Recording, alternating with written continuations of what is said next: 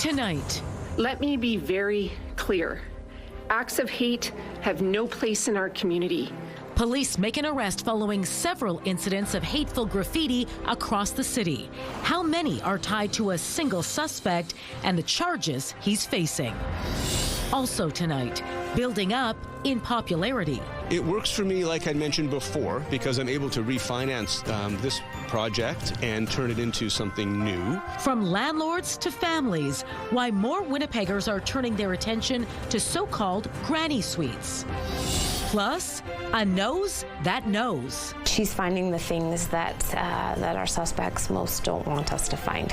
How one of the Winnipeg Police Service's newest members is filling a role few others are able to.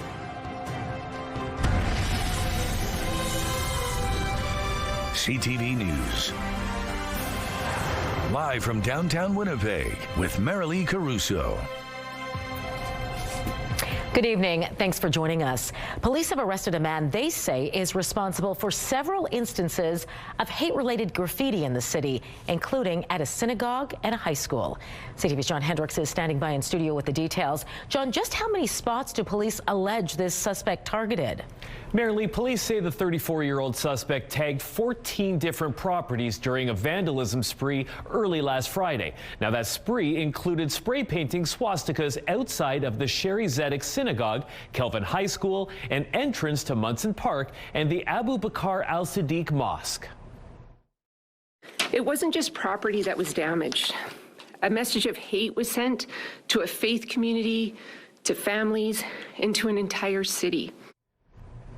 Inspector Jennifer McKinnon alleges the suspect also tagged homes, garages, and vehicles that morning. She says that some of the locations were tagged with messages or words that were, quote, not indicative of hate. She credits community members for reporting graffiti and submitting surveillance video. McKinnon says police arrested the suspect without incident on Thursday.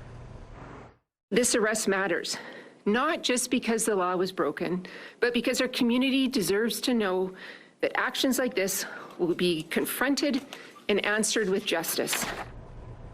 34-year-old Oliver Ederhoff has been charged with 14 counts of mischief under $5,000 and obstructing enjoyment. Now, he hasn't been charged with hate crimes. However, police are consulting with the Manitoba Prosecution Service to figure out possible motives for the crime. Ederhoff has been released from custody with conditions. None of the charges have been tested in court. John, do police believe Ederhoff is responsible for that vandalism we saw at the cafe on Portage Avenue as well? Inspector McKinnon says investigators are still looking into that incident. However, they have determined there's no connection to Ederhoff's charges. All right, thanks for this, John.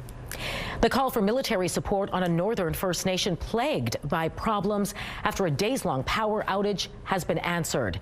In a statement, the Minister of Emergency Management approved the deployment of a specialized team from the Canadian Armed Forces to Pimicikamak Cree Nation. The minister says that team will provide targeted assessment and advisory support with a focus on water treatment, sewage systems, power generation, and logistics. The outage began December 28th and lasted nearly a week. Thousands remain out of their homes tonight due to multiple issues, including burst pipes and sewage backup. No timeline has been given for when folks can return, but Chief David Monius says he hopes to start bringing back families in small batches as their homes get fixed. The City of Winnipeg's new rules for homeless encampments went into effect November 17th, prohibiting camps from setting up near playgrounds, schools, transit shelters, bridges, and rail crossings. And tonight we're getting a look at enforcement numbers so far. 12 camps have been cleared out since the protocols were put in place, and many other camps are being monitored, according to a report shared with Council's Community Services Committee. The report also says a total of 30 sites have been remediated. City staff note some camps only took an hour or so to clean up, while others took several days. The report also says bylaw enforcement officers have completed 72 on-site inspections since November 17th and have posted more than 115 signs. The leader of the opposition here in Manitoba is adding his voice to those pleading with Ontario Premier Doug Ford to keep Crown Royal on shelves. I encouraged working together as provinces. I've encouraged, addressing interprovincial trade barriers that we've spoken about for a long time. Let's work together. Let's not pick fights with each other, and let's do what's best for Ontario workers and Manitoba workers. Khan has sent a letter to Ford asking him to reconsider his call to clear the Gimli-made whiskey from Ontario liquor store shelves, pointing to the potential for job losses. He joins a chorus of other Manitoba politicians, including Premier Wab Kinew, MP James Bazan, and PC MLA Derek Johnson, in asking Ford to keep the booze available through the LCBOs. However, Ford, as recently as Thursday, has defended his plan and said he won't back down. Ford's decision is in response to manufacturer Diageo moving its bottling plant from Ontario to the United States. Well, it appears more secondary suites are being built in Winnipeg. Numbers show more of these additions to existing properties known as granny suites are going up. And as CTV's Jeff Keel shows you, many of them could soon be springing up off back lanes. Miles Kraut has owned this rental property in River Heights for 24 years. And now something new is going to rise behind the home. There's very little vacancy here. And so I feel like there'll be a lot of interest. Kraut is planning on building a 2-car garage in the backyard with 650 square feet of living space above. A secondary suite off the back lane, also known as a granny suite. So we're getting revenue from my original property, and now we'll be getting additional revenue from the back lane suite. For nearly 2 decades, the city has been promoting these types of additions to increase affordable housing options in existing neighborhoods. Uptake hasn't always been strong, but numbers from recent years show a gradual rise in the construction of these secondary suites. 103 in 2022, 136 in 2023, 157 in 2024, and 203 in 2025. Dwell Design Builders, which specializes in infill housing, now has a subdivision dedicated to this, after they say the city brought in new rules aimed at making it easier to build secondary suites. Basically what we're doing is offering a detached living space in the rear yard of a property. Company President Braden Heinen says they have 3 typical clients asking about this: those who want to earn extra money from their property, families who want their elderly parents to live close by, and parents with older kids still living at home. Perhaps can't afford to get into something, but still want their own space. Parents want them out. But there are other homeowners who might not appreciate the added density to the property next door over concerns like traffic and preserving the character of the area. Miles Kraut says he understands those concerns. I do feel that anytime there's a new home or a new build, it increases the property value of everyone around it. Jeff Keel, CTV News Winnipeg. A couple popular attractions around the city are temporarily closed or closing for some early spring cleaning. The Canadian Museum for Human Rights is closing starting this Sunday for maintenance work. The museum says staff and contractors will be busy conducting inspections, making repairs, and cleaning those hard-to-reach places. The CMHR will reopen to the public on Tuesday, January 20th. Meantime, Assiniboine Park Zoo's annual maintenance work is taking a little longer than expected. The zoo was supposed to reopen tomorrow following a few days of deep cleaning and repair work. However, zoo staff say an unexpected maintenance issue is pushing back the reopening until Saturday, January 17th. And the biomes at the Leaf are also closed between January 12th and the 14th for a display change. All right, let's bring Colleen Brady now and get a first look at your weekend Skywatch forecast. Who could blame anybody starting some early spring cleaning with the temperatures we've been having lately? It really has been quite a ride, hasn't it? And we're not done yet. It'll be a little cool tomorrow, at least become, judging by what we've become used to over the course of the past few days, but still above normal. And then when we get to Sunday, wow, the temperatures are going to swing right back up again. But in the meantime, we have this snow that's been very slowly spreading east across southern Manitoba throughout the afternoon. It's falling now in most major centers, including here in Winnipeg. I'll show you how much is expected and how long it's going to last into your weekend. The CTV Live Eye is brought to you by Bath Fitter, exclusive home of the PermaFit solution. In Winnipeg right now with the snow falling lightly, it's minus 12 degrees. With the wind chill, it feels like minus 20. Winds out of the west-northwest at 16 kilometers an hour. The pressure's rising and the humidity right now, merrily, is 89%. Thanks, Colleen. Well, she's a little goofy, but when she's working, she gets the job done. Police dogs can find drugs, bombs, cash, and guns. But this canine you're about to meet is unique because she can find electronic devices related to child exploitation. It's a first here in Manitoba, and as CTV's Harrison Shin explains, she can also bring comfort to humans. Okay. She really doesn't bark. She's very quiet. She may be quiet, sometimes a little goofball, but when she's working, she can find cell phones, USBs, memory cards, and others with the Internet Child Exploitation Unit. Say hello to Willow. And as her badge shows, she is the first electronic storage device detection dog in the Winnipeg Police and in Manitoba. Willow is the 6th dog in Canada to be trained to do electronic storage device detection. The first 5 are all in Ontario. She was number 6 in Manitoba. Sergeant Carrie Webb of the Winnipeg Police Service is Willow's main handler. She says Willow joined the team in June 2025 and is already making a difference. Willow has been involved in more than 10 warrants and sniffed out more than 80 devices. It's definitely having an impact for our unit. It's faster, and she's finding the things that our suspects most don't want us to find. Webb says Willow is trained to sniff a specific chemical that all electronic storage devices have. She's also a fully certified comfort dog, bringing a calm vibe to anyone who needs it. She curls up on the couch sort of as she is now. Often her head will be in their lap. She's often giving kisses on the cheek. She's a very, like I said, a calming, special presence. Webb says Willow will continue to do what she is best at, and she hopes for a long career. We are so happy that she's come to us. I'm so proud of her every single day. Yeah, she's just been such a great addition. Harrison Shin, CTV News. Winnipeg.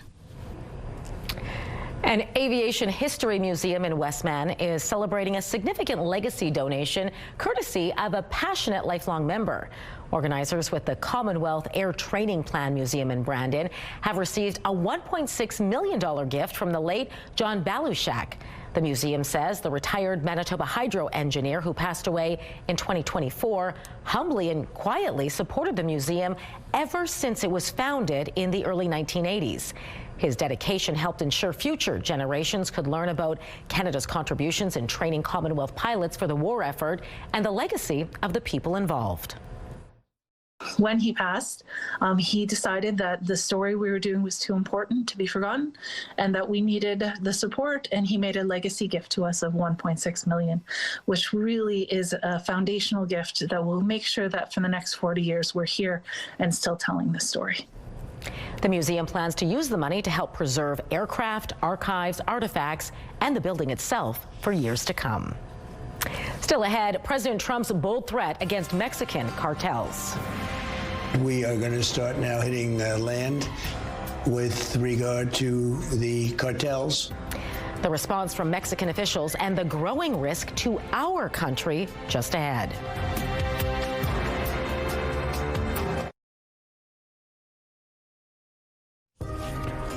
Statistics Canada is reporting modest job growth in our province for the month of December. Manitoba's unemployment rate dropped 4 points to 5.7% last month compared to a month earlier. The data shows about 4,000 more people were working full-time jobs in December. Manitoba's unemployment rate was a full percentage point below the national average, which ticked up slightly to 6.8%. Turning to the markets now, crude oil added $1.36. The Canadian dollar slipped to just below 72 cents U.S. Gold jumped $40. The TSX gained 234 points. The Dow Jones rose 237 points, while the Nasdaq was up 191 points. Investigators in Minnesota want the public to turn over any evidence they might have in connection to the deadly ICE shooting. Meantime, there is a new video showing the lead up to the shooting. Armando Garcia reports. ABC News obtaining video today showing the moments leading up to and during the deadly shooting in Minneapolis involving federal agents. Behind the driver's seat of the maroon SUV, you see Renee Good. The video is believed to be taken by the ICE agent who fired the shots. Officers telling Good to get out of the car. She backs up, then forward, and shots are fired. The Department of Homeland Security says the ICE agent who fired the shots was hit by the car. Good was killed. In a statement to NPR News, her wife, Becca Good, saying, on Wednesday, January 7th, we stopped to support our neighbors. We had whistles. They had guns. The mayor today responding to those who say his city is dangerous. We've only had 2 shootings. One of them has been ICE. We are a safe city. ICE is making it less so. Minnesota's Bureau of Criminal Apprehension says it has been cut off from the investigation into the shooting, leaving the FBI solely in charge of the case. Our goal must be to ensure that a thorough investigation is completed at the local level so that our community can have transparency. Law enforcement officials tell ABC News the agent involved is Jonathan Ross, a 10-year veteran of ICE's Special Response Team. Vice President J.D. Vance saying on Thursday that the agent has absolute immunity. I can say that the ICE officer does not have complete immunity here. And here in Minnesota, the governor called for a day of calm and unity. And in that statement today, Renee Good's wife said she is pure love, pure joy, and pure sunshine. Armando Garcia, ABC News, Minneapolis. The United States has seized another oil tanker with links to Venezuela. A helicopter dropped U.S. troops onto the deck of the tanker in the Caribbean earlier today. The U.S. military says the entire operation went without incident. This is the 5th vessel seized by the U.S. as part of an effort, it says, to stop Venezuelan oil exports. Donald Trump is talking tough on Mexico, signaling land strikes against drug cartels in that country are coming. The U.S. has already said it believes cartels are operating here in Canada. And officials on both sides of the border are cautiously watching the president's next move. CTV's Judy Trin now with the Mexican response and the growing risks for Canada. Donald Trump claimed the capture of Nicolas Maduro was about stopping narco-terrorism. Now Trump is signaling he may send American troops onto Mexican soil. We've knocked out 97% of the drugs coming in by water, and we are going to start now hitting land with regard to the cartels. The cartels are running Mexico. Mexico has previously turned down Trump's offer of military intervention, but is concerned Trump will act on his own like he did in Venezuela.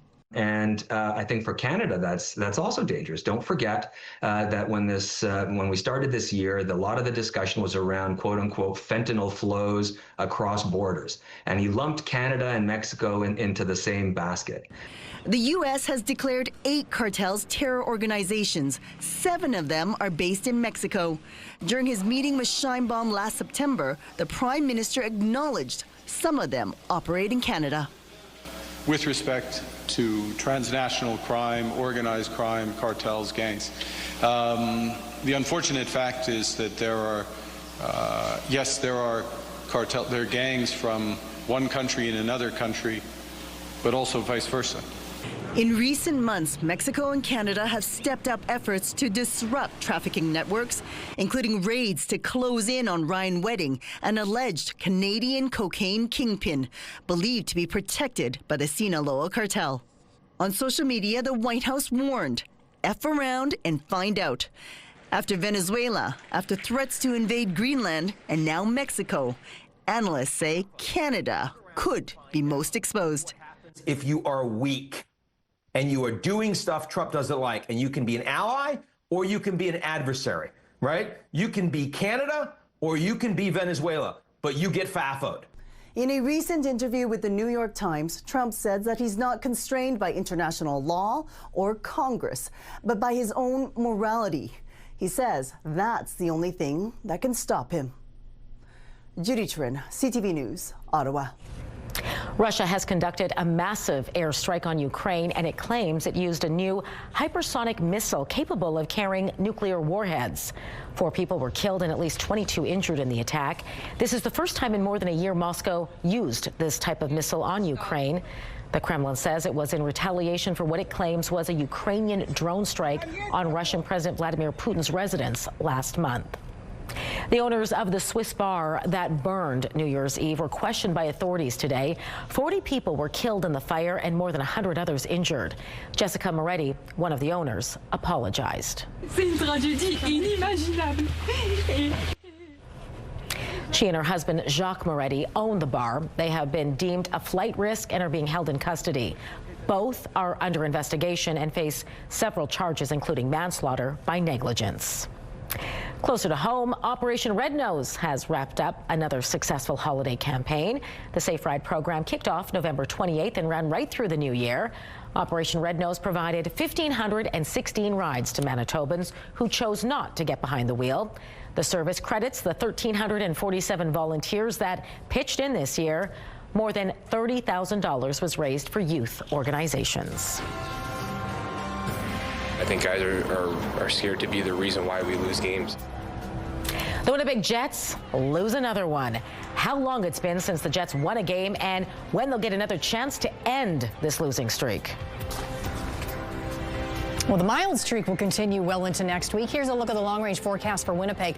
By Sunday, back up to a high of -2 degrees. Now, keep in mind the normal high is -13 for this time of year, but it will be mostly cloudy, and we could see a wintry mix of precipitation. That could mean flurries. That could mean freezing rain with temperatures that mild. Monday, cloudy +1. Night rain is possible. Chance of flurries Tuesday, another high of 1 degree. -9, though, on Wednesday. Mix of sun and cloud. That's still above normal. Back up to -2 with flurries possible Thursday.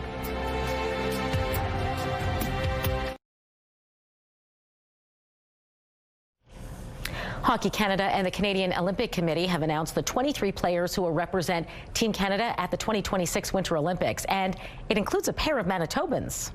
The decisions were incredibly difficult. There were many directions this roster could have taken. Ultimately, we looked at body of work, we looked at readiness to compete at the highest level, and the serviceability of this group. Jocelyn Larocque from St. Anne, Manitoba is no stranger to the Olympics, helping Canada win 2 golds and 1 silver medal over the previous 3 appearances. And Katie Tabin, who hails from Oakbank, Manitoba, is making her Olympic debut. She was picked 30th overall by Montreal when the PWHL launched in 2023. More recently, she played with the national women's team during the rivalry series against Team USA in the fall. Both Tabin and Larocque will play defense when those games get underway next month. The midseason slump for the Winnipeg Jets continued Thursday as the team blew a 3-1 lead against the Oilers en route to its 11th straight loss. I think guys are scared to be the reason why we lose games, and you just can't play like that. You know, you're playing tight, you're playing nervous, and like I said, you're playing on your heels. The Jets also coughed up a late lead to the Vegas Golden Knights on Tuesday. The team hasn't won a game since December 13th. And a return to the Stanley Cup playoffs seem more unlikely day by day. Head coach Scott Arniel says they've got to find a way to play stronger two-way hockey starting tonight against the LA Kings. We've had some really good games in this last 20, a lot of games where we were good without the puck, but, you know, not scoring. And now we're in a kind of scenario where, you know, if we're getting goals, we also have to make sure we also defend. I said to you before, it's sort of a tale of two tapes there. If you push for offense, you open up something else the other way, and then vice versa. So we got to find that happy medium. The Jets will roll the same lines for the second straight night, but Eric Comrie will get the start in net for this one. Puck drop against the Kings goes at 7 from Canada Life Centre. The Hockey Report, brought to you by Santa Lucia Pizza. Check out the game day special. Curling action continues at the Crown Royal Players Championship in Steinbach with a full slate of Manitoba teams taking the ice today. Gimli's Carrie Anerson took a 6-3 win over the team from Japan in the early draw, improving to a 2-2 record at the tournament. And Matt Dunstone's rink also added another win with a 9-6 victory over Italy. They are now 3-1. And Brad Jacobs is looking to improve his record as he takes on fellow Canadian Mike McEwen. At last check, those teams were tied at 6 points apiece after 7 ends. And Dunstone's team had one more game ahead of them this evening. They will be taking on Scotland in the evening draw. That one is set to start at 8 o'clock. Quarter and semifinal matches are set for tomorrow, and the championship games go Sunday afternoon.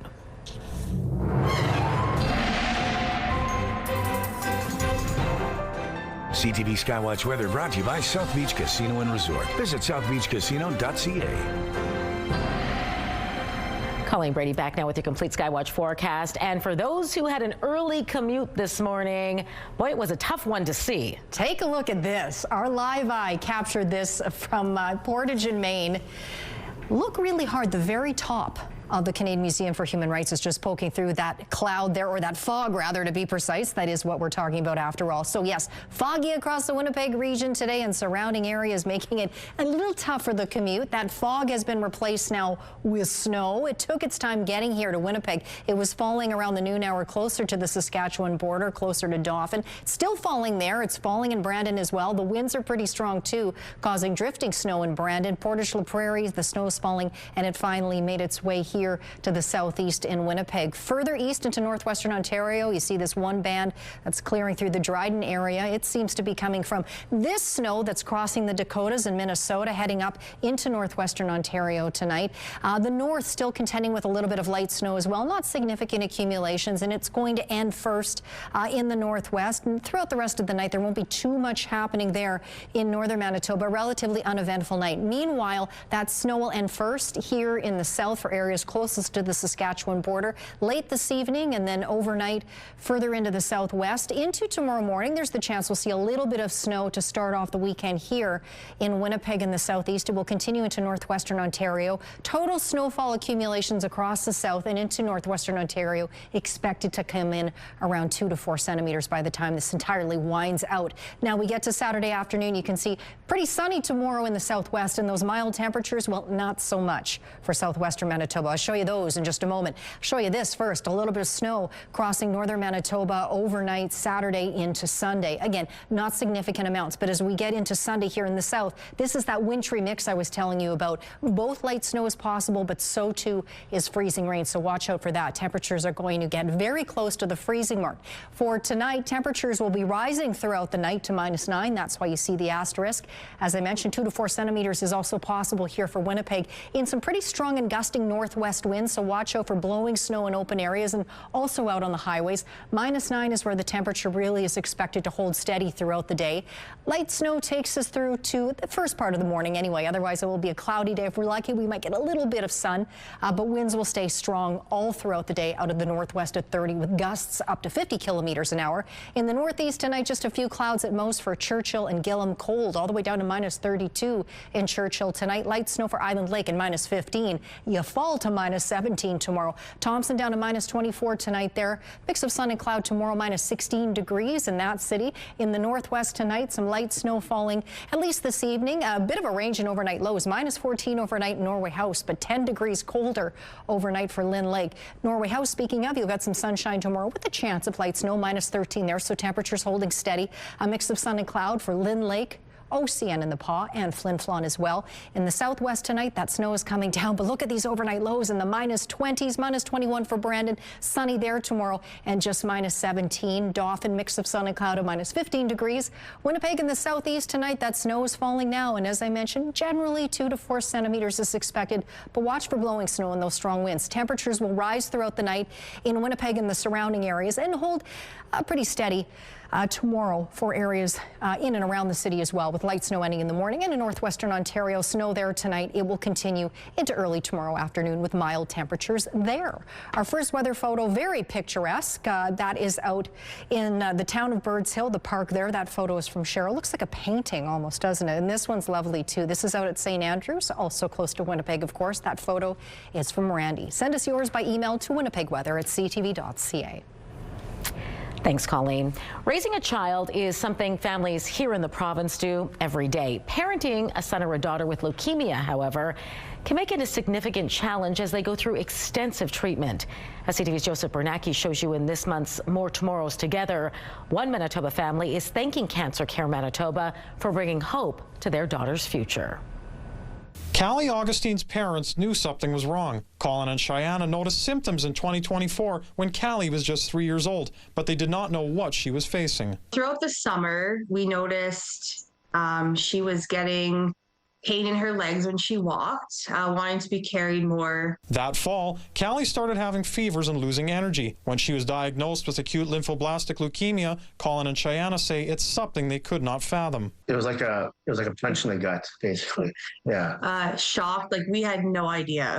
Terrifying, We thought we were losing her. With her hemoglobin dangerously low, she needed immediate blood transfusions and rounds of chemotherapy. Then, Callie was approved for pediatric clinical trials and received immunotherapy as part of her treatment plan. Well, immunotherapy is the biggest advancement, I'd say, that we've had in childhood ALL over recent years. Dr. Mendonça is Callie's pediatric oncologist. He says the new approach trains the body's own immune system to target and destroy cancer cells. The trial is done through a drug called blinatumomab, which Mendonça calls a game changer. Blinatumomab, the drug we mentioned, has improved those outcomes substantially.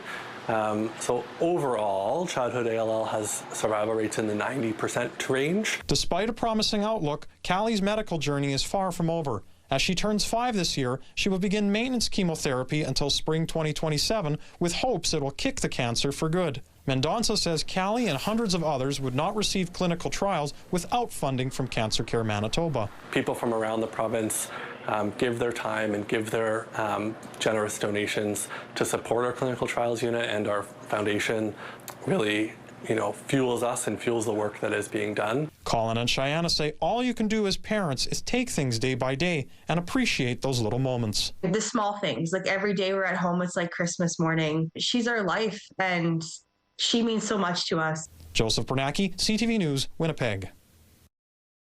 More Tomorrows Together is brought to you by Cancer Care Manitoba Foundation.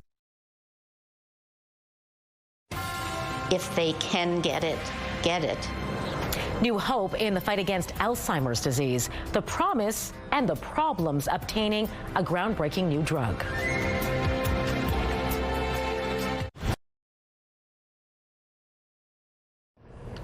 Nurses in Manitoba are being recruited to take part in a new online course researchers hope will help reduce stress, anxiety, depression, and post-traumatic stress. It's all part of a new study being spearheaded by Catherine Chichula with Brandon University, who joins me now to talk more about how it will work. Catherine, good to speak with you. Thanks. It's great to be joining you today. I know this course is dubbed Psychological Body Armor. Tell us a bit about what it will cover. Yeah, Psychological Body Armor was originally developed by Dr. George Everly to fortify mental resilience of frontline responders in the United States. So these are folks who work as firefighters and paramedics, and some of your viewers might be familiar with psychological first aid training, which is a course that teaches people how to recognize and provide emotional support for someone experiencing a mental health crisis. So Psychological Body Armor, it was developed by the same creator, Dr. George Everly. He's an adjunct professor at Baltimore's Johns Hopkins University, and his research interests look at disasters, mental health crises, crisis intervention, and resilience that fueled the creation of these courses. So the Psychological Body Armor course was something I wanted to explore with nursing students and nurses here in Canada. And in order to do that, I partnered with an organization in Alberta called the Alberta Critical Incident Peer Network to bring the course to nurses in Manitoba. Nurses can take this course online and do it at their own pace. How will you know if it offers any benefits? That remains to be seen as of yet. We won't know if the course will work until we get the data in and analyze and do some preliminary analysis. In 2023 to 2024, I ran a pilot study with nursing and psychiatric nursing students to see if the course would be effective. And to my surprise and delight, PTSD, depression, and stress scores were cut in half after completing after the course was completed, and anxiety scores dropped significantly and resilience scores quadrupled. So I know that the course works with nursing and psychiatric nursing students, and now we need to see if the course will work with practicing nurses in Manitoba. How big of an issue is stress, anxiety, depression, post-traumatic stress for nurses, and are there any options currently available to help them? Yeah, past research I've conducted has shown that nurses provide care in very high stress and anxiety-provoking life and death situations, and they're considered to be potentially traumatic events. So these are things that include near misses, errors, when nurses provide care for abuse victims, including children. They see ethical dilemmas. They're involved in violent interactions and complex situations. Nurses experience a lot of moral distress when the nurse knows what actions need to be taken, but circumstances or resources prevent the nurse from being able to do the right thing. A survey that was completed in 2023 by the Canadian Federation of Nurses Unions, they showed that nurses are dissatisfied with their work. 69% reported high levels of burnout, 55% report anxiety, and 59% report depression. We also know that nurses in Manitoba have experienced assaults on the job, and so all of these potentially traumatic events can have ripple effects for nurses in their work and in their home lives. You are reaching out to nurses right now. You need to recruit them for this course. For those watching that may be interested, how can they get involved? So any regulated nurse in Manitoba licensed with the College of Registered Nurses, the College of Registered Psychiatric Nurses, or the College of Licensed Practical Nurses are eligible. And in the months ahead, nurses can keep an eye out for communication from the Manitoba Nurses Union in their member newsletter called The Pulse. And there will be email releases through the Association of Regulated Nurses of Manitoba, or ARNM, which will show how nurses in the province can enroll in the study. Once my research team gets enrollment underway in the next 30 days, I'll also be reaching out to the College of Registered Psychiatric Nurses in Manitoba to invite RPNs to participate. So nurses who are listening, please keep an eye out for communication from these organizations to enroll in the study. And I'll also share the contact information for my research assistant on the study, Caroline Mullins, to enroll in the study and participate for nurses if you're able to share that on your website. We have that email address up on our screen for viewers. Catherine, fascinating research. Please give us an update once you have some results. Great speaking with you. Thanks for having me. I will do that.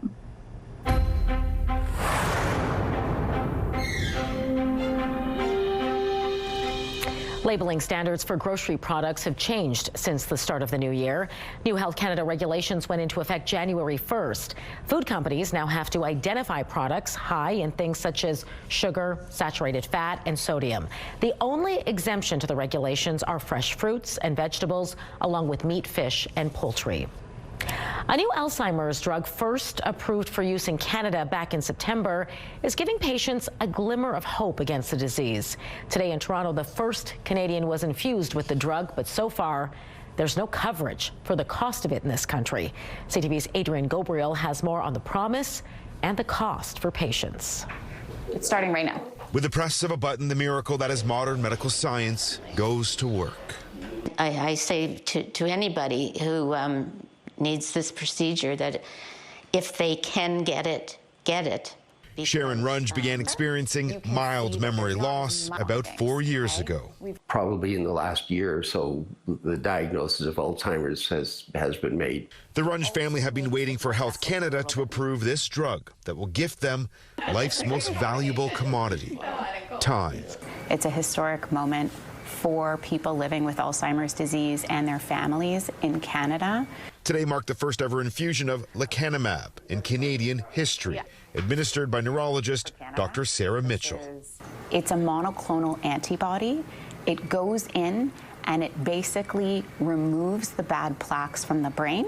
It slows down the progression of the disease by about 30%. Canada is the last of the G7 nations to approve lecanemab. As of today, it still isn't covered by any province, and that comes at a cost.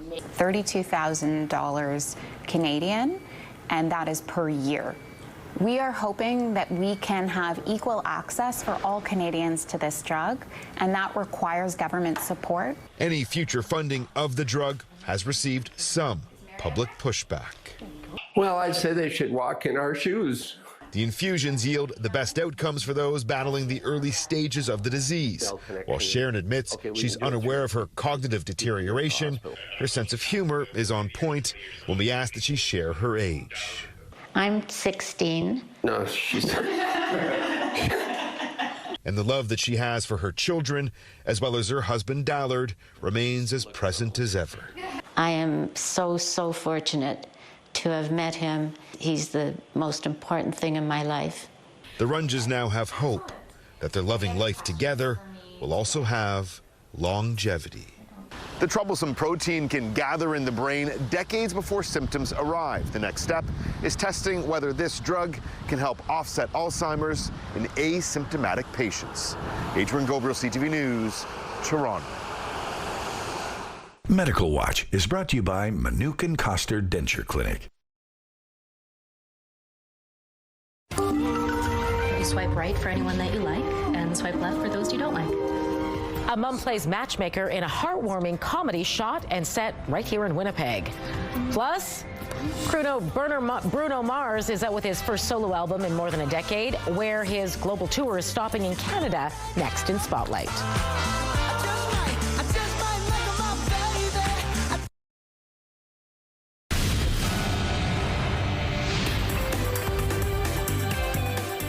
Spotlight, sponsored by the Casinos of Winnipeg, presenting Big Sugar. Well, what do you do when your adult daughter falls on some ice and ends up in a coma? Well, of course, you'd fly across the world to be with her and hopefully find her a man. Welcome to Winnipeg. My daughter is okay. Your daughter needs time to heal, Mrs. Kim. 남들처럼 남편이라도 있었으면 이런 일은 없었을 거 아니야. Well, that's the plot of a new movie, anyway, out tonight, which you might have guessed from that trailer was shot and takes place entirely here in Winnipeg. The Mother and the Bear is part comedy, part drama, and delves into the themes of culture shock, mother-daughter relationships, and cross-cultural family pressures.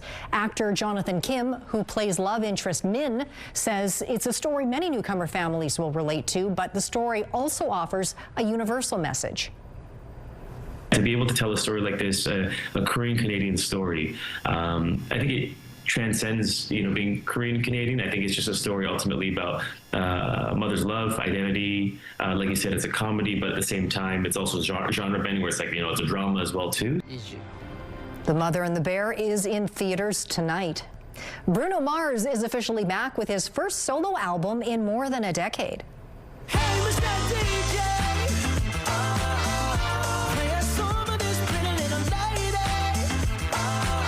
70s throwback, I Just Might, is the lead single to Mars' next album, The Romantic. It will stream and be on sale on February 27th. The singer also announced a new global tour with 3 Canadian dates so far. 2 are at Toronto's Rogers Stadium in May, and the 3rd is in Vancouver in October. Well, the countdown is on to the Golden Globes this weekend. Rise and shine. Bat an eyelash. Good morning. There are no hands on the clock. One battle after another is the top nominee with 9 nods, including 1 for Leonardo DiCaprio. The White Lotus is the TV show with the most nominations with 6. There's also a new category this year, Best Podcast. Nikki Glaser will host the Globes for the 2nd year in a row. Your primetime lineup starts with Celebrity Wheel of Fortune at 7. Hell's Kitchen is at 8. Catch Boston Blue at 9. And then, of course, catch The Big Bang Theory wrapping things up at 10. It's all right here tonight on CTV. Winnipeg transformed, how mild temperatures have helped our city become a winter wonderland.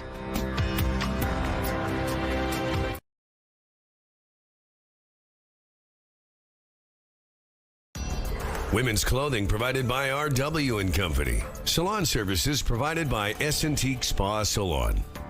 Tonight's steady job numbers mixed with a troubling trend. What's the response been when you apply for jobs? We're gonna call you.